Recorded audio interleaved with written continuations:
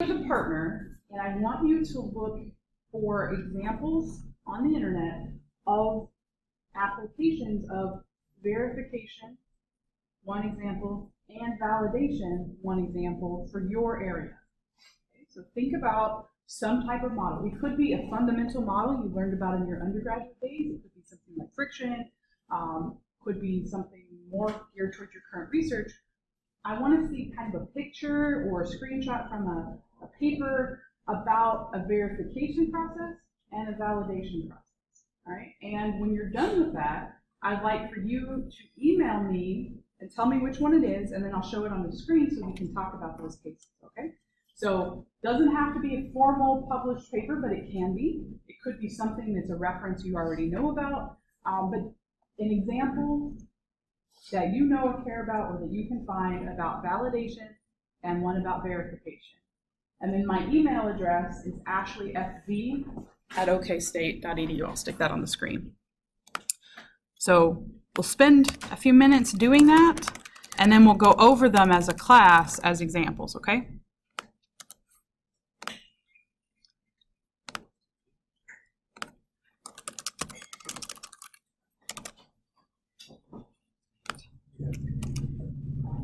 And so you can use your phone. Validation or verification. And so I want you to tell me which one is validation and which example is verification in your emails.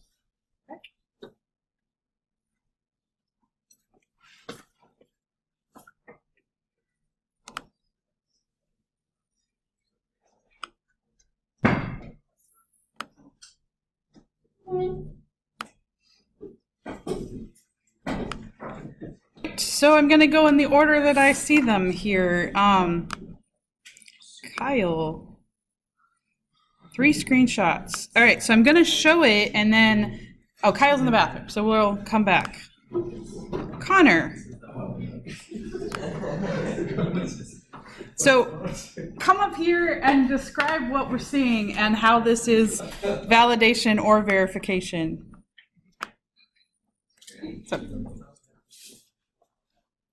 a lot of like machine learning algorithms, they'll bin data into groups. So like in this case, they're binning ages, and they have to present like a bad customers in those groups. And then what they're doing is they're calculating a weight of evidence and an information value based on the weight of evidence and the difference in the percentage good and bad for the population in each age group. And then what they're doing is they're using this information value to tell themselves how well that data actually represents good and bad loan correlation. So there's actually a table of like 0 to 0.02 is a bad indicator, and then anything above 0.6 is like too good of an indicator, like it's kind of suspicious. So that's kind of how they validate some variables on their ability to model financial data. okay, so they're using information about known customer satisfaction or known data of their customers. And then, but it's not a directly like one-to-one plotting it. It's kind of this. It would basically be like how they create credit scores, like loan history. Yeah, it's kind of interesting. It's called like a binning technique, I guess. So. Okay, thank you. And this one is more validation, right? Yes.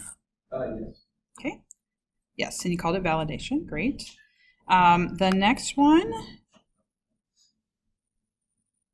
Kyle is back in the room. We can go to Kyle. All right, we got 3 screenshots. So walk us through these. So our mathematical model here is known as the Kohn-Sham equation.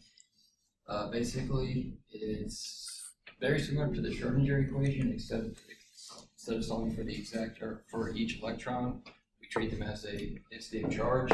So our first term is still our kinetic energy term. This VR is our external potential, or how an electron interacts with the charge it feels from the nucleus. This d cubed r prime in r prime over r prime is known as the Hartree potential, and that's how electrons interact, or how they feel different electrons. Since we know they're like charged, they like to propel each other. And then this is what's nice, or what the kind of the holy grail if you can find a good delta E sub xc, delta and R, that's the exchange correlation functional. Basically, it's the energy of electrons that will exchange orbitals as well as their correlations of how they feel each other when they move throughout the atom.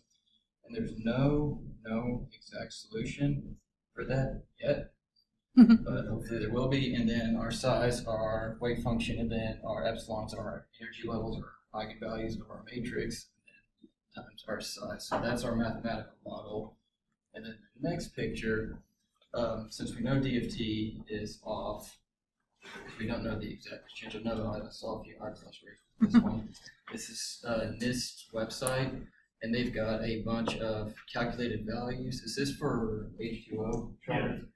So this is a bunch of calculated total energy values for H2O using different exchange correlations. So on the previous, that E sub XC functional, this is a bunch of different ones. So you have your LS or LSDA, which in this case is produced under this later exchange, and VLib and V3Lib, some of these, PBE, PBE1, TPSS, hybrid. So there's big long lists. There's a lot of people who've tried to get the right answer, but haven't really. It kind of gets there, but not exactly. And so this right here is a screenshot of, so one of the programs we use is called Quantum Espresso. And whenever you compile the Quantum Espresso code, there's what's called a test suite. Basically, you go into the directory and you run the test suite. There is a bunch of folders with known values, and what it'll do is go in, it'll run that code and compare its output to the known values and whether or not it's within a good margin of error. You're allowed to pass or fail the test. And mostly this is because these programs, the Quantum Espresso, CSL, Octopus, they all rely on like LAPACK and Scale LAPACK and BLAST and stuff like that. So you're not just testing your compile of Quantum Espresso, you're also testing the compile of like FFTW or LAPACK or anything like that. So that's kind of our example from what chart might do. Okay, thank you.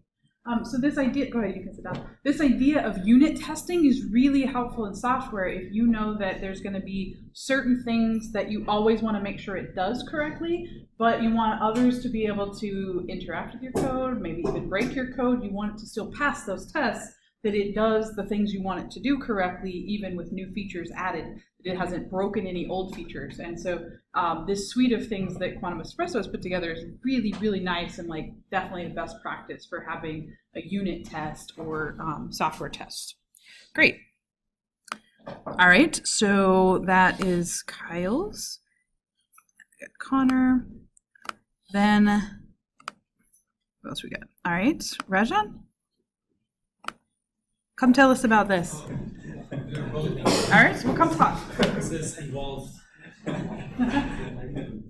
So this is from the reading, and he's a maths major, so he's going to explain. That's what the reading was. Keep talking about that, how we can use truncation error to verify any code. It can be any of your fields. So yeah. So we were solving PDEs or ODEs. We obviously had some derivative term, and take a simple example where we had first order derivative. So when we use finite difference method, we'll be replacing that derivative term by this formula.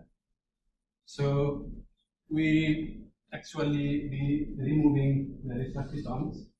So that will be our formula. The derivative being, maybe it's the calculus formula way of using it.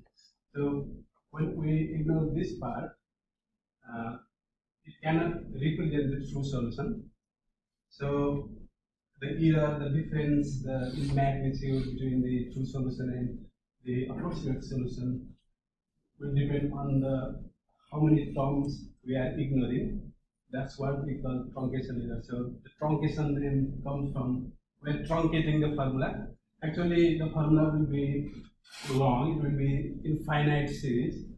Big O of ASCII, the reason right here means I'm just taking the term up to ASCII. I'll have some more terms, infinitely many terms. So if I just use these terms evaluating that part. So my solution will be big O of S convergence. That means my approximate solution converts to true solution as fast as the X, which is the mesh size, converges to 0. That's what big O of S convergence means. Right, so H is the element size of the grid, and so I know I have used HFSS and CST, and it has that grid, that mesh, the element size. So I think as you were saying that In one dimension, it's length of the interval, the problem and you know analytically what that value is, and then you check your code. Are you and that's what the reading was keep saying, the rate of convergence. Are you achieving that rate of convergence that you're getting from your analytical equation? So if you have a spatial domain and you want to approximate that spatial domain, you're going to probably put a grid on top of it. And how big do you make the grid spacing? That's delta H or delta X. Here's H. How big are that intervals that you're trying to consider spatially? You could have teeny tiny grid, but then you're calculating lots of stuff. You have a really wide grid, but then you may miss lots of things. So can you tell about, did you send me a picture too or not? No, I didn't. Okay, so tell me about that. Right, that's when the refinement of mesh comes in. I was working on a project last semester where I had a coil. It was a very small coil, and the turns of the coil were very close to each other. So CST and HFSS, they both have automatic meshing. If you just hit automatic meshing, it's gonna take your model and it's gonna go ahead and define the mesh sizes, the element sizes.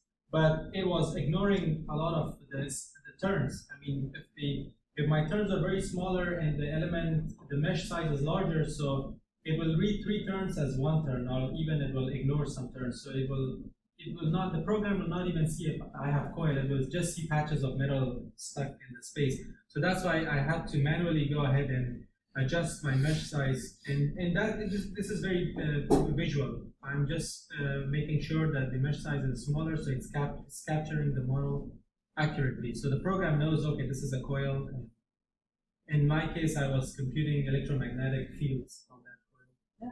And so if you think about like atmospheric models that are trying to do weather patterns, they can have different meshes. That if you have a kilometer scale mesh grid where you're calculating things every 1 kilometer and you're trying to do that for the entire world, that's a pretty fine mesh. But if you're trying to do tornado prediction, there could be a tornado somewhere in the middle of that 1 kilometer grid, and you might completely miss the tornado. So you would, if you're trying to do tornado predictions, you might need meter or centimeter scale grid resolution so that you can predict those particular features. And so that's how fine your grid is. But this idea of convergence, that if you have a really big grid, big spacing, then as he said, it's going to round off to the size of the delta to H here. So if you're accurate up to 1 kilometer, if H is 1 kilometer, you're at 1 kilometer here. The deltas, the squared ones, you would want these to be, want to have it, if you have a squared model, one that rounds off the border being squared, then it's like, okay, I have a 1 over 100, and I square that as 1 over 10,000 now. That's really good as round off error, right? So you want things that are fractions so that you have that. So thank you for those. So that's all on the how accurate is your model part. And I would also say that's probably verification. Does your model have the right round off that you're expecting it to have based on the method that you chose? All right, Haryana? All right, so here is a model validation of a model that they developed for a tissue. So here, for the model that they developed, they put an applied, they stretch the tissue, and then they measure how much stress it experiences. And then they do an experiment of rat tissue and compare those 2 models. So the way they model the human or any tissue is by using finite element method. You know, you have a 3-dimensional box, so tissue is made up of collagen fibers, and you just have these collagen fibers, like 8 collagen fibers within a unit cell, and then you have many of these cells which make up the tissue. So then they're comparing those two. You have a model and you have the experiment of tissue response to a given stretch. Thank you. That's definitely a validation example. Mohsin.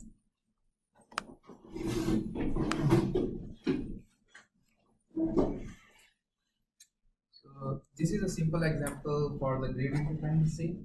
Like you see on the x-axis we have the number of cells, and on the y-axis we have the average temperature. It's just like assume you have a small tube and the flow is flowing through it. So you're modeling it and you want to calculate the outlet temperature at the exit of that tube. So you can see that like when we are increasing the number of cells from 4 millions to the 6 millions, there is a 5-degree temperature difference at the outlet.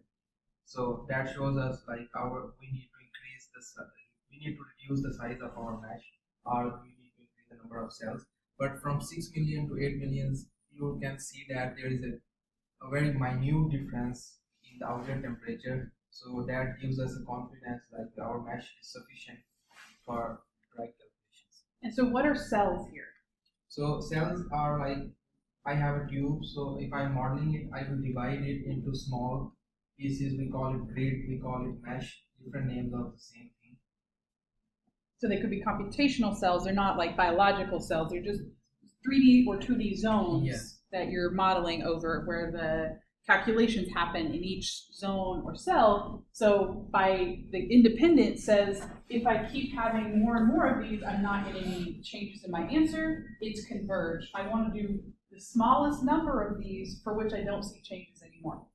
If I keep making it more and more refined, the plots might look nicer, but I'm not getting any different calculated values. So this would be the nice trade-off of simplest to calculate, but still having good accuracy.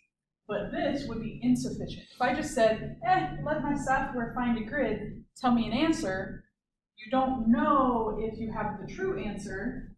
Right? If you tried to design a piece of equipment, you said, this is the true answer, I just typed it in, I plugged it in, that's what happened, that's what it gave me. You have to show that, okay, if you change that grid at all, put a different grid on it, do you get the same solution? Then, okay, choose the one that's less expensive. But if you see differences, you need to choose the one that has that stops having changes. All right, so that's a great example. Awesome. Okay, Duncan. Sorry, I thought I got my coffee, so I'm figured it out. So this was an example of calibration and cross-validation for a mathematical model of biomass concentration. So they wanted to model the concentration as it increased and then as they kind of let it relax back to its starting point, and they couldn't find one data set, so they picked two. So their model, and then you can kind of see they included the error bars here of the physical data. So yeah, they did regularize. That's why there's two lines here. They kind of hold it back to its normal standard baseline rather than just let the data run.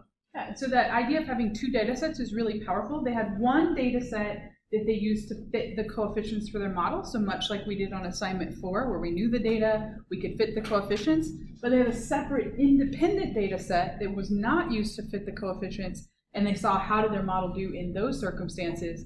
Did it approach those without trying to purposely fit that data? So that's what the cross-validation, that's a very commonly used idea, kind of leave one out. You might hear it in machine learning to leave one out, or training data set versus validation data set, where you don't use all of the data to fit the model, but some fraction is for fitting and some fraction is for checking to see how accurate your model is. You should do a good job on fitting the actual data that you're trying to put a model through, but data that was independent can show you do a good job if it agrees with it pretty well. Okay, next picture. Yeah, so this is just kind of an idealized process flow for what I actually do. So I try to mathematically model biochemical reactions. So taking this mess, turning it into a system of nice math equations, and then trying to graph and find physical, experiments to use data to make nice plots. So you turn something that's not easily measured into something that's more easily modeled based on measurements that have been done. And Excellent. this is, so for the first example with the validation, this is their verification of their code. So they ran it a lot of times, just to kind of like allow for that that stochasticity, that variation within their runs, and show that it did still hold to the mean or the center line, and their model was good. Okay, awesome. What else do I have here? Jake.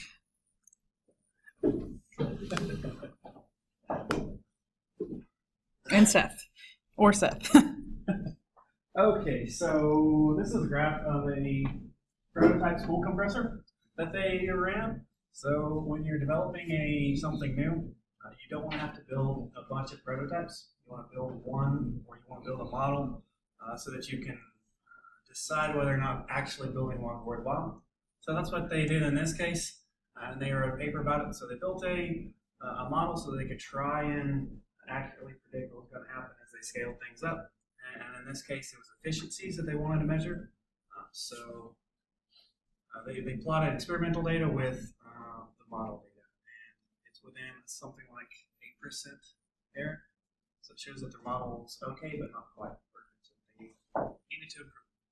Yeah, so this is to be a parity plot where you're trying to plot things that should be equal. And if they were perfectly matched, they would fall on that line that goes directly diagonal between 0, 0 to 1, 1. They're perfectly matched. So the ones that are close to that middle thick dashed line would be better. And then they show the bounds at which most of the values are falling. Great.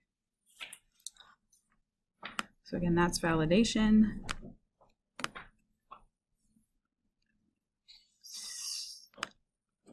Let's see, who else? Brian?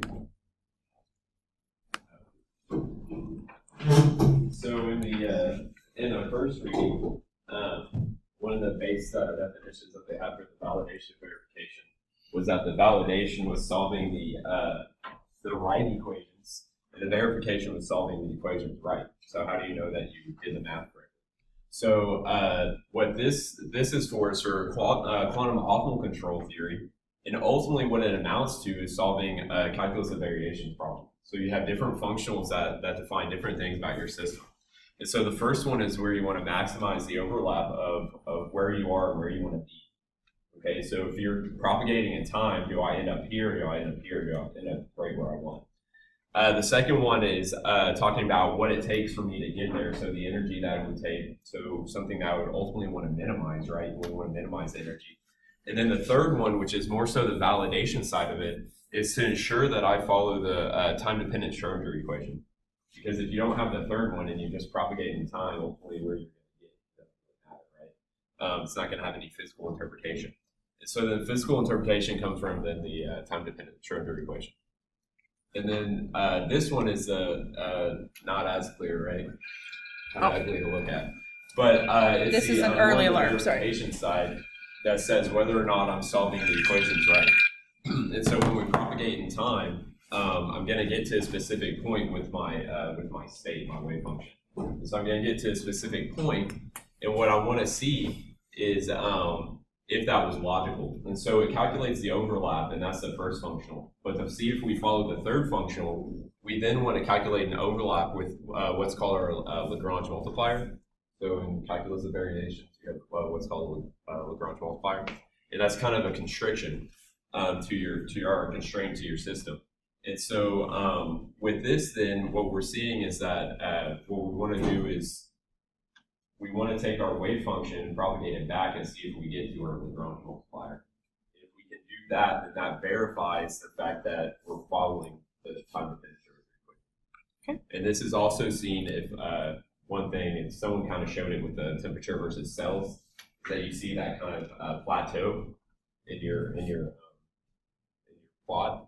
And so that's ultimately what we would see, is that we would see an increase and then an ultimate plateau in our functional, saying that we've reached kind of our end. And do I have any others? Am I missing anybody? Okay, Molson, you sent me a picture. Charith, was it different than? So Shailesh and Philip, you sent me some stuff. So I sent you a paper because scroll down to the evaluation of physical assumptions. Just the third section. Okay, yep. So essentially, this is a methodology by which you could validate code for molecular dynamic simulations. So one thing that's used in molecular dynamics is as you're running a simulation, you're assuming a constant energy in the system. And typically for time-saving purposes, you often sample what's called the shadow Hamiltonian as opposed to the actual Hamiltonian of the system.